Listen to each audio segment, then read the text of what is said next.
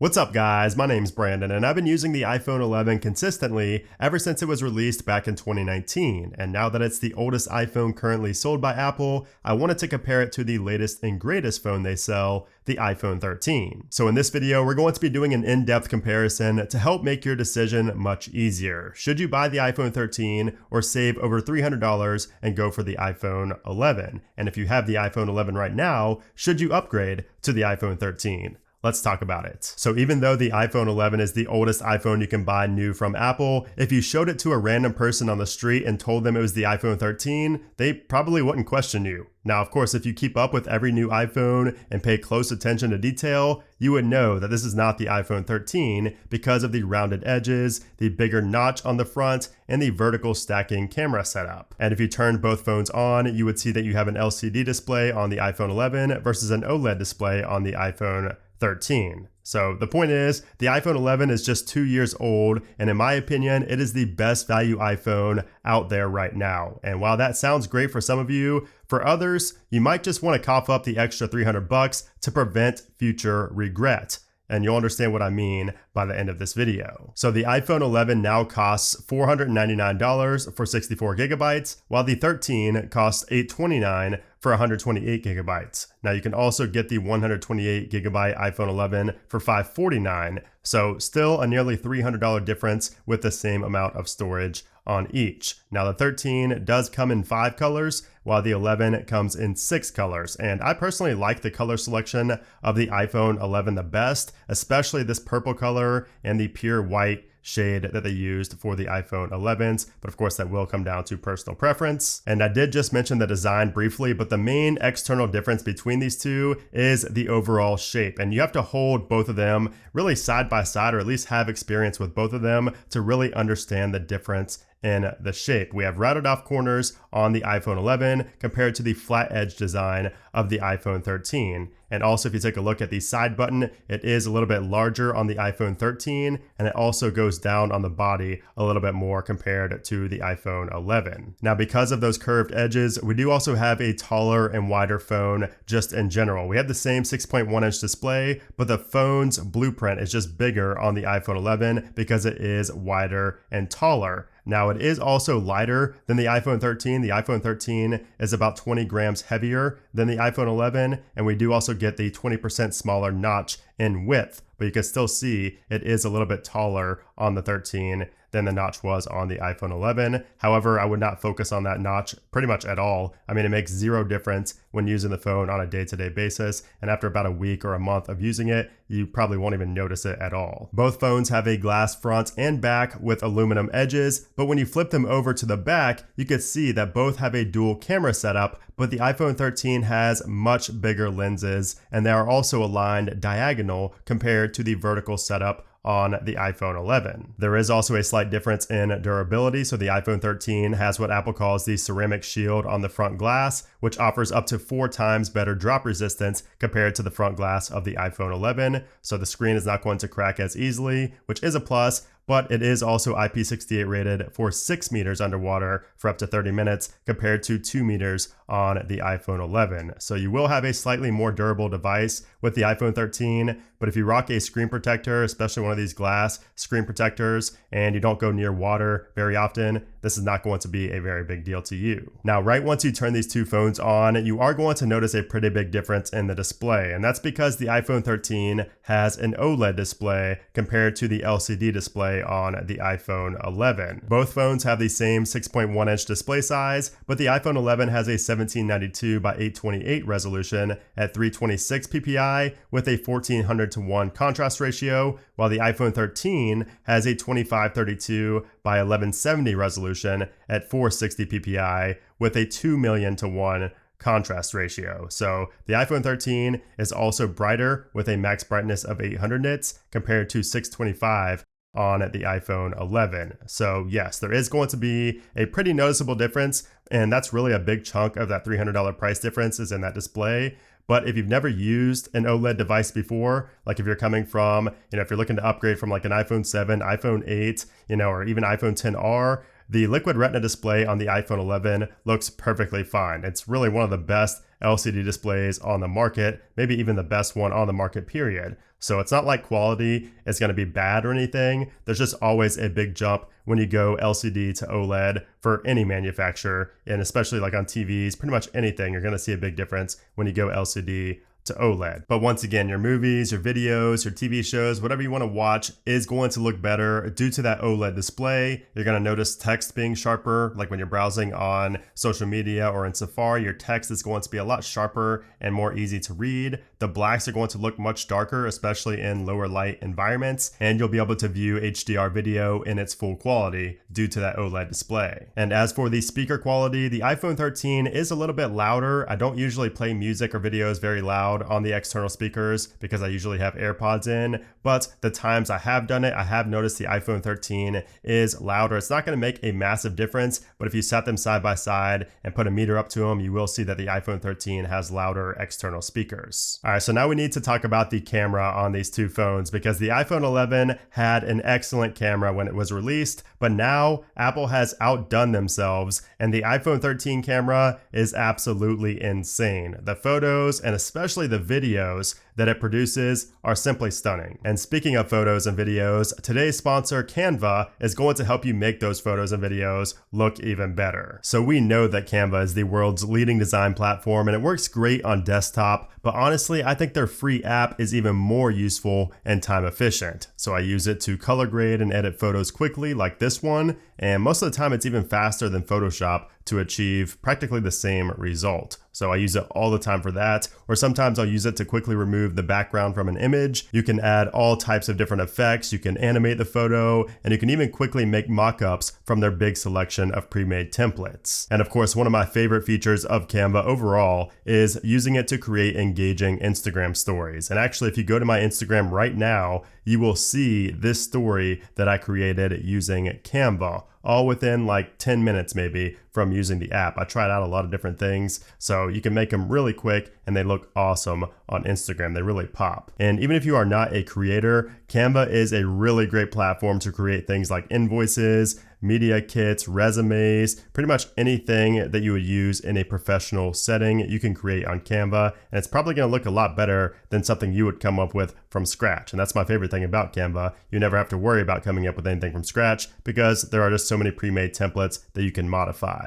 So if you want access to all of the premium effects, templates, and stock images, while also being able to collaborate in real time with a team of up to 5 people, click the first link in the description to try Canva Pro for free for 45 days. This is going to be your best way to try out Canva and all of the infinite possibilities that it brings. So if we flip these phones around to the back, you will see that we do have a different alignment for the cameras on the back. And while that doesn't make a difference in the quality, if you look at the size of the lenses themselves, you will instantly see the difference. The iPhone 13 lenses are much larger than those on the iPhone 11. Now both phones have the same type of lenses. So we have a wide and an ultra wide angle lens, but of course the aperture, because of the bigger size of the lens on the 13, and also the post-image processing makes all of the difference between these two. So the ultra wide lens is f2.4 on both, but the main wide-angle lens has an f1.6 aperture on the iPhone 13 compared to f1.8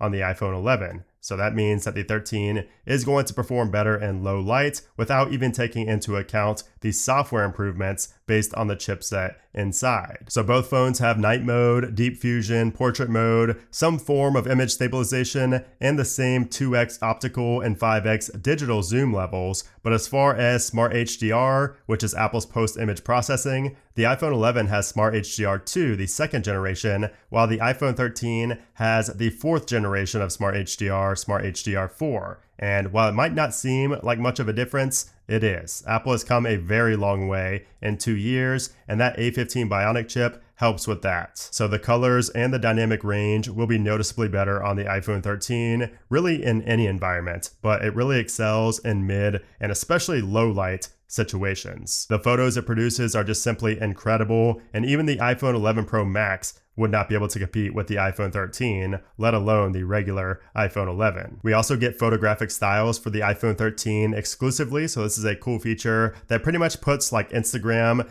filters on your camera application. So you can see we have warm, cool, vibrant, and rich contrast, and you can actually modify these as well to change, the intensity of those right there. And it actually takes every picture from here on out with that filter you put on. So you can't change it after you take the photo, but you can change it like in your settings and things like that. Of course, you can change it from the camera app right here as well. If you just swipe up, you could change it back to standard. So that's pretty cool, a pretty cool feature that is exclusive to the iPhone 13, which can enhance your photos. I honestly don't find myself using it too much, but it is pretty cool to have there in case you wanted to use it. Now, as for video, it's a similar story. So we have the same on-paper specs with the addition of HDR recording, cinematic mode, and night mode time-lapse for the iPhone 13. Now, I personally do not shoot a ton of video in HDR, just simply because a lot of people don't have HDR displays yet to view the videos in their full quality. But HDR video is simply amazing, don't get me wrong. I mean, I would record it if it was more, if it worked better with other phones and just when I export it to my computer and things like that. It just doesn't work great right now with third-party applications or third-party editing programs and really any display out there right now. Not everybody has an HDR display. So the brightness, and the quality is far superior to any video not shot in HDR. Every time I shoot a video in low light, I wish it was shot in HDR because it's just such a massive difference between the two. But once again, I don't think it's a deal breaker for anybody, at least it shouldn't be. So HDR video is cool and it is a big plus, but cinematic mode, in my opinion, takes things to a whole other level. So the ability to shoot video that looks like it was shot on a professional camera and the fact that you could change the focus points after you shoot the video. So if I shoot this right now in cinematic mode and I go ahead and view it, you can see up here it shows it was shot in cinematic. If I tap on edit, take a look at this. I could change the bokeh in the background and change when focus is shifted from one person to another by pressing like this button right here. You can just do a lot in post, after you shoot a cinematic video, which is just awesome. And you can see right here, there's just so many adjustments you could do. And this is something that is a ton of fun. Of course, if you're not really into video, this isn't going to be big for you, but if you love shooting cinematic style videos, this is going to be an awesome feature. Now, as for the front-facing camera, this is also an area where there is a massive difference in camera quality. And I don't see too many people talking about this. A lot of people say it's a small difference in the front-facing camera, but I beg to differ. And I have so much proof that the iPhone 13's front-facing camera is so much better even than the iPhone 12, but especially over the iPhone 11. So selfies taken on the iPhone 13 just constantly blow me away. Ever since the first day I got the phone, I noticed how incredible the front-facing photos are. Now, once again, both phones have nearly identical on-paper specs, but the iPhone 13 uses that smart HDR4 processing to make selfies look incredible and at the same time not really beautifying your face. It doesn't look like you're wearing a bunch of makeup when you take selfies. So it's great that Apple found kind of an in-between with great quality while also not making your face look like it's full of makeup. Now, you do also have night mode, deep fusion, and cinematic mode, and HDR recording on the front-facing camera of the iPhone 13, none of which the iPhone 11 have. So the biggest ones, of course, are going to be night mode and deep fusion. So those are huge for photos. And of course, HDR video on the front-facing camera is fine, although I don't find myself recording from the front-facing camera really at all. I don't think I ever have. And then also cinematic mode, again, I don't see myself ever using that on the front-facing camera. So those will be minor, but night mode and deep fusion and smart HDR4 on the front-facing camera are huge. So if you're really into photos and videos and you always want to have the best quality possible, go with the iPhone 13. It's going to be worth the extra cost and you're going to be much happier with that. Trust me, I'm in the same boat. But on the other end, if you don't need the best quality and you're fine with just the quality that your current phone produces or maybe slightly better, then I would just lean towards the iPhone 11 because again, the quality is still going to be excellent on the iPhone 11. The iPhone 13 just takes everything to a whole new level for both photos and video. And especially if you have an iPhone 6S, 7, 8, or even the iPhone 10, the iPhone 11 camera is going to be excellent. It's going to be a big jump for you because in my opinion, the cameras didn't really get good, quote unquote good on the iPhone until the iPhone XR came out with that smart HDR feature, the iPhone XR and iPhone XS. So if you have anything before the iPhone XR, the iPhone 11 quality is going to be a big jump. And then the iPhone 13, again, just takes everything to a new level and it's insanely good. But not everybody is going to need that or want that. And one of the biggest reasons that the cameras are so good on the iPhone 13 is because of the chipset inside. So the A15 Bionic chip is more than 20% faster than the A13 Bionic found in the iPhone 11. But that's not it. We also have a 16-core neural engine, which is double the cores of the A13 chip. So gaming, multitasking, and just typical day-to-day tasks will be a little bit faster on the iPhone 13, but it's not something I would upgrade solely for. I don't think that it's worth $300 just for the performance improvements. Now, on the other end, one thing I would consider upgrading for is the better battery life. And that's because the iPhone 13 consistently gets me about an hour and a half to sometimes 2 hours longer of battery life over the iPhone 11. So the reason for this is, of course, because of that OLED display. So it's going to turn off those black pixels, especially if you always go into night mode. If you go into dark mode right here, you'll always see these pixels just completely turned off instead of an LCD, powering those black pixels on an LCD display. So we have that. We also have the more energy efficient A15 chip inside. And then also the size of the physical battery is starting to matter less and less as time goes on, but it is even bigger in the iPhone 13 as well. Now, if you're always at home or always around a charger, this is not going to make a big difference at all. But if you are constantly forgetting to charge your phone, especially at night, or if you're just always out and about or just always at work throughout the entire day and you can't have, access to a charger, the iPhone 13 might be worth paying up for because that battery will last up to 2 hours longer, maybe even more, depending on how you use the phone. And then lastly, I wanted to discuss the connectivity because the iPhone 13 has 5G with those Qualcomm modems, while the iPhone 11 uses 4G LTE. So phone calls and speeds will be performing better on the iPhone 13, even if you are just using LTE only mode. So if you went into your cell connectivity settings and turned 5G off, you would still notice better performance on LTE over the iPhone 11. So with all of that being said, should you buy the iPhone 11 or the iPhone 13? And if you have an iPhone 11 currently, should you upgrade to the iPhone 13? And as usual, the answer just depends. So I'd say that if camera and video quality is your number one priority in a smartphone, then just go with the iPhone 13 and don't think twice. It's worth the $300 difference for those, who want the best of the best. Those who want to shoot 4K HDR video, those who want to shoot, top-notch selfies, and those who want to shoot cool videos in cinematic mode. It's going to be worth it for you. But if you don't need the best of the best in the camera department, that $300 price difference really starts to look a lot less intriguing. Now, you do get a much better display, much better battery life, and more durability, and even slightly better performance. But is that worth $300 to you? I don't know. I mean, I think that the better display could be worth it for some people, but I don't think that the slightly better battery life, slightly better performance, and slightly better durability is worth $300, at least to me personally. So here's who I think should get the iPhone 11 over the iPhone 13. I think it's for those who do not use their phone for 7+ hours a day. So if you mainly just use your phone for work, for texting, for calling, and maybe some social media browsing or watching YouTube videos, you don't need the iPhone 13. The iPhone 11 is going to be a terrific phone for you, even if you currently have an iPhone XR. Now, if you have an iPhone XS, then I would consider selling it for the iPhone 13. And that's because you will probably want to stick with an OLED display and not LCD. And plus you will be able to sell it, on eBay or Facebook Marketplace and get some good money out of it to put towards that iPhone 13. Now, if you have an iPhone 11 currently, should you upgrade to the iPhone 13? And I say, once again, if you care about the camera quality a lot, like your number one priority, then yes, you should. And same with the battery life, although the difference isn't nearly as significant as it is with the camera or even the display.